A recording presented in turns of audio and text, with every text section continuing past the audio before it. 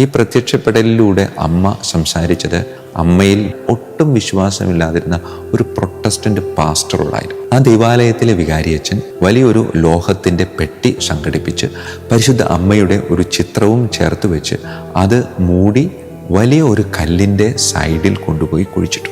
അധികം താമസിയാതെ ആ ദേവാലയവും പരിസരവും ഒക്കെ പൂർണ്ണമായും നശിപ്പിക്കപ്പെട്ടു എന്നാണ്. അതിന് ചുറ്റുപാടും ഒരുപാട് പുല്ലുകൾ ഇങ്ങനെ വളർന്നിരുന്നു. അതുകൊണ്ട് തന്നെ അത് കന്നുകാലികളുടെ ഒരു മേച്ചിൽ സ്ഥലമായിട്ട് മാറുക. ഒരമ്മ ഒരു കുഞ്ഞിനെയും പിടിച്ചുകൊണ്ട് ഒരു പാറയുടെ മുകളിൽ പൈൻമരങ്ങൾക്കിടയിൽ നിൽക്കുന്നത് കണ്ടപ്പോൾ അവരങ്ങോട്ട് ചെല്ലുന്നുണ്ട്. അമ്മ കരയാ. ഈ കുട്ടികളോട് ഈ പാസ്റ്റർ പറയുന്നുണ്ട്, അതെന്തെങ്കിലും പിശാചിൻ്റെ പ്രലോഭനമായിരിക്കും. ആ കുട്ടികളെ ശകാരിക്കുമ്പോൾ ഈ അമ്മ കരഞ്ഞുകൊണ്ട് വീണ്ടും പ്രത്യക്ഷപ്പെടുക. എന്നിട്ട് അമ്മയിൽ വിശ്വാസമില്ലാത്ത ഈ പ്രൊട്ടസ്റ്റന്റ് പാസ്റ്ററോട് പറയുന്നുണ്ട്, എനിക്ക് വലിയൊരു സങ്കടമുണ്ട്. ഈ സംഭവം പെട്ടെന്ന് കാട്ടുതീ പോലെ ആ പ്രദേശം മുഴുവനും വ്യാപിക്കാൻ തുടങ്ങി. ഏതാണ്ട് 90 വയസ്സ് പ്രായമുള്ള അന്ധനായ ഒരു മനുഷ്യൻ ഞങ്ങൾ അന്നുണ്ടായിരുന്ന വൈദികൻ്റെ സഹായത്തോടെ വലിയൊരു പെട്ടി ആ പാറയുടെ വശത്ത് കുഴിച്ചിട്ടിട്ടുണ്ട്. ആ പാറയുടെ അടുക്കിലേക്ക് അവൻ നടന്നു ചെന്നപ്പോൾ അവൻ്റെ കണ്ണിന് കാഴ്ചശക്തി തിരികെ കിട്ടുക. ഏതാണ്ട് 80 വർഷത്തോളം ഒരാൾ പോലും തിരിഞ്ഞു നോക്കാതെ കാലികൾ മേഞ്ഞു നടന്നിരുന്ന ഒരു സ്ഥലത്ത് പരിശുദ്ധ അമ്മയുടെ ഇടപെടലിലൂടെ 11,000 വിശ്വാസികൾ ഒരുമിച്ചുകൂടി ദിവ്യകാരുണ്യം സ്വീകരിച്ചു എന്ന് പറയുമ്പോൾ അമ്മയുടെ ആ വലിയ സങ്കടത്തിന് അവിടെ അറുതി വരികയാണ്. ഈശോ മിശിഹായ്ക്കും സ്തുതിയായിരിക്കട്ടെ. പ്രിയമുള്ളവരെ, ഇന്ന് ലുധിയാനയിലെ ഷെലൂവ എന്ന് പറയുന്ന സ്ഥലത്ത് പ്രത്യക്ഷപ്പെട്ട പരിശുദ്ധ അമ്മയെപ്പറ്റിയാണ് നാം ചിന്തിക്കുന്നത്. ഷെലൂവ എന്ന വാക്കിൻ്റെ അർത്ഥം പൈൻ മരങ്ങളുടെ കാട് എന്നാണ്. പൈൻ മരങ്ങൾക്കിടയിൽ അമ്മ പ്രത്യക്ഷപ്പെട്ടതുകൊണ്ട് പൈൻ മരങ്ങളുടെ അമ്മ എന്നുകൂടെ ഈ ഷെലൂവയിലെ അമ്മയെ നാം വിളിക്കാറുണ്ട്. ഈ ഷെലൂവയിലെ അമ്മയുടെ പ്രത്യക്ഷപ്പെടലിന് വലിയൊരു പ്രത്യേകതയുണ്ട്. കാരണം ഈ പ്രത്യക്ഷപ്പെടലിലൂടെ അമ്മ സംസാരിച്ചത് ഒരു കത്തോലിക്ക വിശ്വാസിയോടല്ല, അമ്മയിൽ വിശ്വാസം ഇല്ലാതിരുന്ന, ഒട്ടും വിശ്വാസമില്ലാതിരുന്ന ഒരു പ്രൊട്ടസ്റ്റന്റ് പാസ്റ്ററോടായിരുന്നു. ആ പാസ്റ്ററെ വിശ്വാസത്തിലേക്ക് കൊണ്ടുവരിക എന്നതായിരുന്നില്ല. അത് സംഭവിക്കുന്നുണ്ട്, പക്ഷെ അതായിരുന്നില്ല അമ്മയുടെ പ്രത്യക്ഷപ്പെടലിൻ്റെ പ്രധാനപ്പെട്ട ലക്ഷ്യം എന്ന് പറയുന്നത്. പ്രിയമുള്ളവരെ, ചരിത്രം പറയുന്നത് എങ്ങനെയാണ്? 1457 ഈ പ്രദേശത്ത് പരിശുദ്ധ അമ്മയുടെ നാമധേയത്തിൽ ഒരു ദൈവാലയം പണികഴിക്കപ്പെടുന്നത്. പിന്നീട് ദൈവാലയത്തിൻ്റെതായ എല്ലാ ശുശ്രൂഷകളിലൂടെയും ഇങ്ങനെ മുന്നോട്ട് കൊണ്ടുപോകുമ്പോൾ 1532 ലൂതറൻ വിപ്ലവം ആരംഭിക്കുകയാണ്. കത്തോലിക്ക വിശ്വാസത്തെ അടിച്ചമർത്തിക്കൊണ്ട് ശക്തമായിട്ടുള്ള മുന്നേറ്റമാണ് ഈ പ്രൊട്ടസ്റ്റന്റ് പ്രസ്ഥാനത്തിനുണ്ടായിരുന്നത്. അതുകൊണ്ട് ഈ മുന്നേറ്റത്തെ തടഞ്ഞു നിർത്തുക ആ ഒരു സമയത്ത് സാധ്യമല്ലാതിരുന്നത് കൊണ്ട് ആ ദൈവാലയത്തിലെ വികാരിയച്ഛൻ അവിടെ ഉണ്ടായിരുന്ന അൾത്താര ബാലന്മാരുടെ സഹായത്തോടെ വലിയൊരു ലോഹത്തിൻ്റെ പെട്ടി സംഘടിപ്പിച്ച് ആ പെട്ടിയിലേക്ക് ആ ദൈവാലയത്തിൽ ഉപയോഗിച്ചിരുന്ന വിശുദ്ധ വസ്തുക്കളും ദൈവാലയത്തിലെ പ്രധാനപ്പെട്ട ഡോക്യുമെൻറ്റുകളെല്ലാം സമർപ്പിച്ച് പരിശുദ്ധ അമ്മയുടെ ഒരു ചിത്രവും ചേർത്ത് വെച്ച് അത് മൂടി വലിയ ഒരു കല്ലിൻ്റെ സൈഡിൽ കൊണ്ടുപോയി കുഴിച്ചിട്ടു. ആ വൈദികൻ്റെ ഇടപെടൽ വളരെ സന്ദർഭോചിതമായിരുന്നു എന്നാണ് പറയുന്നത്. കാരണം അധികം താമസിയാതെ ആ ദൈവാലയവും പരിസരവും ഒക്കെ പൂർണ്ണമായും നശിപ്പിക്കപ്പെട്ടു എന്നാണ് പറയുന്നത്. ആ ദൈവാലയത്തിൻ്റെ പരിസരത്ത് ഇപ്പോൾ ആകെ ഉള്ളത് വലിയൊരു കല്ലാണ്. അതിന് ചുറ്റുപാടും ഒരുപാട് പുല്ലുകൾ ഇങ്ങനെ വളർന്നിരുന്നു. അതുകൊണ്ട് തന്നെ അത് കന്നുകാലികളുടെ ഒരു മേച്ചിൽ സ്ഥലമായിട്ട് മാറുക. ഒരുപാട് ആളുകൾ കാലികളെ മേയ്ക്കാൻ വേണ്ടിയിട്ട് അവിടെ വന്നിരുന്നു. അങ്ങനെ കാലികളെ മേയ്ക്കാൻ വന്ന 2 ഇടയച്ചക്കൻ്റെ മുമ്പിൽ പാറയ്ക്ക് മുകളിൽ പരിശുദ്ധ അമ്മ പ്രത്യക്ഷപ്പെടുക. ഈ ഇടയച്ചക്കന്മാർക്ക് ഇത് അമ്മയാണെന്നോ മാതാവാണെന്നോ ഒന്നും അറിയത്തില്ല. കാരണം കത്തോലിക്ക വിശ്വാസത്തിൻ്റെ ഒന്നും തന്നെ അവിടെ നിലനിൽക്കുന്നില്ല. അതുകൊണ്ട് ഒരമ്മ ഒരു കുഞ്ഞിനെയും പിടിച്ചുകൊണ്ട് ഒരു പാറയുടെ മുകളിൽ പൈൻമരങ്ങൾക്കിടയിൽ നിൽക്കുന്നത് കണ്ടപ്പോൾ അവരങ്ങോട്ട് ചെല്ലുന്നുണ്ട്. അമ്മ കരയാ. അപ്പോൾ കരഞ്ഞുകൊണ്ട് നിൽക്കുന്ന ഈ അമ്മയോട് ഈ കുഞ്ഞുങ്ങൾ ചോദിക്കുന്നുണ്ട്. പക്ഷേ ഈ കുഞ്ഞുങ്ങളോട് അമ്മ ഒന്നും പറയുന്നില്ല.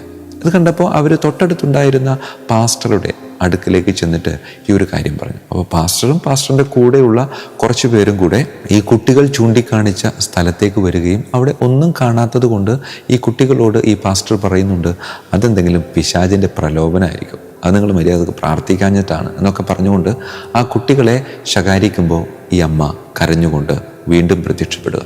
എന്നിട്ട് അമ്മയിൽ വിശ്വാസമില്ലാത്ത ഈ പ്രൊട്ടസ്റ്റന്റ് പാസ്റ്ററോട് പറയുന്നുണ്ട്, എനിക്ക് വലിയൊരു സങ്കടമുണ്ട്. അപ്പോൾ ഈ അമ്മയോട് ഈ പാസ്റ്റർ ചോദിക്കുന്നുണ്ട്, അമ്മ എന്തിനാ കരയുന്നത്? അപ്പോൾ അമ്മ പറയുന്നൊരു കാര്യമുണ്ട്. ഈ പുൽമേട് ചൂണ്ടിക്കാണിച്ചിട്ട് കാലികൾ മേഞ്ഞു നടക്കുന്ന ഈ മേച്ചിൽ സ്ഥലം ചൂണ്ടിക്കാണിച്ചുകൊണ്ട് അമ്മ പറയുന്നുണ്ട്, ഈ കന്നുകാലികളുടെ ഈ മേച്ചിൽ സ്ഥലം എൻ്റെ മകൻ്റെ രക്തം വീണുകൊണ്ടിരുന്ന അൾത്താര സൂക്ഷിച്ചിരുന്ന ദൈവാലയമായിരുന്നു. എൻ്റെ മകൻ്റെ ബലിയർപ്പണം നടന്നിരുന്ന ഈ പ്രദേശത്ത് ഈ ബലിയർപ്പണം നടക്കാത്തതിൻ്റെ വലിയൊരു സങ്കടം എൻ്റെ ചങ്കിലുണ്ട്. ആ സങ്കടം നീ എനിക്ക് മാറ്റിത്തരണം. പ്രിയമുള്ളവരെ, ഈ സംഭവം പെട്ടെന്ന് കാട്ടുതീ പോലെ ആ പ്രദേശം മുഴുവനും വ്യാപിക്കാൻ തുടങ്ങി. ഈ പ്രത്യക്ഷപ്പെട്ട സ്ഥലം കാണാൻ വേണ്ടി ആളുകൾ ഇങ്ങനെ ഓരോരുത്തരായിട്ട് ഇങ്ങനെ വന്നു തുടങ്ങി. ഈ അമ്മയുടെ പ്രത്യക്ഷപ്പെടൽ ഓരോ ഭാഗങ്ങളിലേക്കും ഇങ്ങനെ വ്യാപിക്കാൻ തുടങ്ങി. അങ്ങനെ ഏതാണ്ട് 90 വയസ്സ് പ്രായമുള്ള അന്ധനായ ഒരു മനുഷ്യൻ ഇത് കേട്ടപ്പോൾ അത് പറഞ്ഞവനോട് ഈ മനുഷ്യൻ പറയുന്നുണ്ട്, ഞങ്ങൾ അന്നുണ്ടായിരുന്ന വൈദികൻ്റെ സഹായത്തോടെ വലിയൊരു പെട്ടി ആ പാറയുടെ വശത്ത് കുഴിച്ചിട്ടിട്ടുണ്ട്. ആ അന്ധനായ മനുഷ്യനെയും കൊണ്ട് ആളുകൾ ഈ പാറയുടെ അടുക്കിലേക്ക് ചെല്ലുകയാണ്. ഇവന് കണ്ണ് കാണത്തില്ലായിരുന്നു, അതുകൊണ്ട് അതെവിടെയാണ് എന്ന് പറഞ്ഞു കൊടുക്കാനായിട്ട് അവന് പറ്റത്തില്ലെന്ന് അവൻ ഉറപ്പായിരുന്നു. പക്ഷേ ആ പാറയുടെ അടുക്കിലേക്ക് അവൻ നടന്നു ചെന്നപ്പോൾ അവൻ്റെ കണ്ണിന് കാഴ്ചശക്തി തിരികെ കിട്ടുക. പ്രിയമുള്ളവരെ, അതിനുശേഷം അവൻ കൃത്യമായി കുഴിച്ചിട്ട സ്ഥലം കാണിക്കുകയും അവിടെ കുഴിച്ചു നോക്കുകയും അവൻ പറഞ്ഞതുപോലെ വലിയ ഒരു ലോഹത്തിൻ്റെ പെട്ടി കിട്ടുകയും അത് തുറന്നു നോക്കിയപ്പോൾ അതിൽ വെച്ചിരുന്ന സാധനങ്ങളൊക്കെ ഭദ്രമായി അവിടെ തന്നെ ഇരിക്കുന്നതാണ് കണ്ടത്. 1602 ഈ പെട്ടി ഇതിൻ്റെ ഉള്ളിൽ നിന്ന് പുറത്തേക്കെടുക്കുന്നതും പരിശുദ്ധ അമ്മയുടെ ഛായാചിത്രം കണ്ടുകിട്ടുകയും അവിടെ ഉപയോഗിച്ചിരുന്ന വിശുദ്ധ വസ്തുക്കൾ കാണുകയും ആ ദൈവാലയത്തിൻ്റെ പ്രമാണങ്ങൾ അത് ആരുടെ പക്കലായിരുന്നു, അത് കത്തോലിക്ക വിശ്വാസികളുടേതായിരുന്നു എന്നൊക്കെ പറയുന്ന കൃത്യമായ രേഖകൾ കണ്ടുകിട്ടുകയും 1622 ഈ രേഖകളുടെ ഉടമസ്ഥർക്ക്, അതായത് കത്തോലിക്ക വിശ്വാസികൾക്ക് ഈ സ്ഥലം തിരിച്ചു കൊടുക്കുകയും അവിടെ മരത്തിൻ്റെ ഒരു ദൈവാലയം ആദ്യം ആരംഭിക്കുകയും ചെയ്തു. പ്രിയമുള്ളവരെ, ഈ മരത്തിൻ്റെ കൊച്ചു ദൈവാലയം ആരംഭിച്ചതിന് ശേഷമുള്ള ആദ്യത്തെ തിരുനാൾ ദിവസം പരിശുദ്ധ അമ്മയുടെ ജനനവുമായി ബന്ധപ്പെട്ടാണ് ആ ദൈവാലയത്തിലെ കാര്യങ്ങളൊക്കെ മുമ്പ് കാലത്ത് തീരുമാനിച്ചിരുന്നതും ആഘോഷിച്ചിരുന്നതും. അതുകൊണ്ട് ഈ കൊച്ചു ദൈവാലയം പണിതതിന് ശേഷം സെപ്റ്റംബർ 8 ആദ്യത്തെ ആ ദൈവാലയത്തിലെ തിരുനാൾ ആഘോഷിക്കുമ്പോൾ ചരിത്രം പറയുന്നത് 11,000 വിശ്വാസികൾ ദിവ്യകാരുണ്യം സ്വീകരിച്ചു എന്നാണ് പറയുന്നത്. പ്രിയമുള്ളവരെ, ഏതാണ്ട് 80 വർഷത്തോളം ഒരാൾ പോലും തിരിഞ്ഞു നോക്കാതെ കാലികൾ മേഞ്ഞു നടന്നിരുന്ന ഒരു സ്ഥലത്ത് പരിശുദ്ധ അമ്മയുടെ ഇടപെടലിലൂടെ 11,000 വിശ്വാസികൾ ഒരുമിച്ചുകൂടി ദിവ്യകാരുണ്യം സ്വീകരിച്ചു എന്ന് പറയുമ്പോൾ അമ്മയുടെ ആ വലിയ സങ്കടത്തിന് അവിടെ അറുതി വരികയാണ്. പ്രിയമുള്ളവരെ, അമ്മയുടെ സങ്കടം എന്തായിരുന്നു? അമ്മയുടെ സങ്കടം ഇത്രമാത്രം: എൻ്റെ മകൻ്റെ രക്തം വീണ് വിശുദ്ധമായ സ്ഥലത്ത് കന്നുകാലികൾ മേഞ്ഞു നടക്കുന്നത് കണ്ടപ്പോൾ അമ്മയ്ക്ക് സഹിക്കാനായില്ല. അതുകൊണ്ട് അമ്മ പറഞ്ഞു, ഇതിനെ വീണ്ടും അൾത്താരയാക്കി മാറ്റണം, തൊഴുത്തിനെ അൾത്താരയാക്കി മാറ്റണമെന്ന് ആവശ്യപ്പെട്ട പരിശുദ്ധ കന്യകാമറി. പ്രിയമുള്ളവരെ, 2000 വർഷങ്ങൾക്ക് മുമ്പ് ഒരു തൊഴുത്തിൽ പിറന്നു വീണുകൊണ്ട് തൊഴുത്തിന് അൾത്താരയാക്കിയവനാണ് നമ്മുടെ രക്ഷകനായ ക്രിസ്തുനാഥൻ. ഈ പ്രത്യക്ഷപ്പെടലിലൂടെ പരിശുദ്ധ കന്യകാമറിയം നമുക്കോരോരുത്തർക്കും നൽകുന്ന വ്യക്തിപരമായിട്ടുള്ളൊരു സന്ദേശം എന്താണെന്ന് ചോദിച്ചാൽ, നീ തൊഴുത്തിനെ അൾത്താരയാക്കുന്നവനാണോ അതോ അൾത്താരകളെ തൊഴുത്താക്കുന്നവനാണോ? വചനം പറയുന്നില്ലേ, ഈ ശരീരം കർത്താവിൻ്റെ ആലയമാണ്.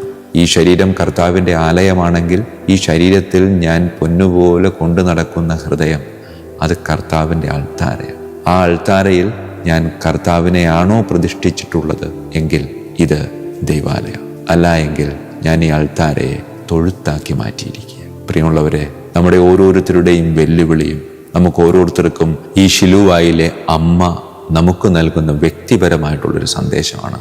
നീ വിളിക്കപ്പെട്ടിരിക്കുന്നത് അൾത്താരയെ തൊഴുത്താക്കാനല്ല, മറിച്ച് തൊഴുത്തിനെ അൾത്താരയാക്കാൻ.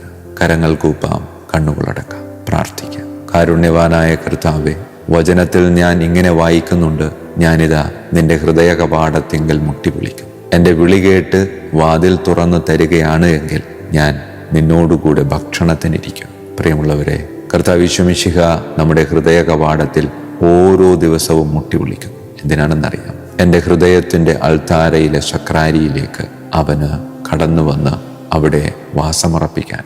പക്ഷേ പലപ്പോഴും ആ വിളി കേട്ടിട്ടും കേൾക്കാത്തതുപോലെ വാതിൽ തുറന്നു കൊടുക്കാതെ എൻ്റെ ഹൃദയത്തിൻ്റെ കവാടങ്ങൾ അടച്ച് ഞാൻ അവനെതിരെ ജീവിച്ചു പോയ നിമിഷങ്ങൾ നമ്മുടെ ജീവിതത്തിലുണ്ട്. പ്രാർത്ഥിക്കാം വിശ്വാസത്തോടെ.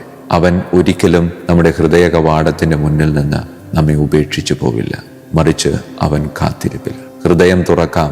അമ്മേ മാതാവേ, നിന്റെ പുത്രനെയും കൊണ്ട് എൻ്റെ ദൈവാലയമാകുന്ന ശരീരത്തിലെ, ഹൃദയമാകുന്ന അൾത്താരയിലെ സക്രാരിയിലേക്ക് നീ കടന്നു വന്ന് വാസമുറപ്പിച്ച് അങ്ങനെ എൻ്റെ ജീവിതം വിശുദ്ധമായൊരു ജീവിതമാക്കി മാറ്റാൻ അനുഗ്രഹിക്കണമേ. കർത്താവായ ക്രിസ്തു വഴി ഞങ്ങൾ സമർപ്പിക്കുന്ന പ്രാർത്ഥന കേട്ടരുളണമേ. ആമേൻ. ഈശോ മിശിഹായ്ക്കും സ്തുതിയായിരിക്കട്ടെ.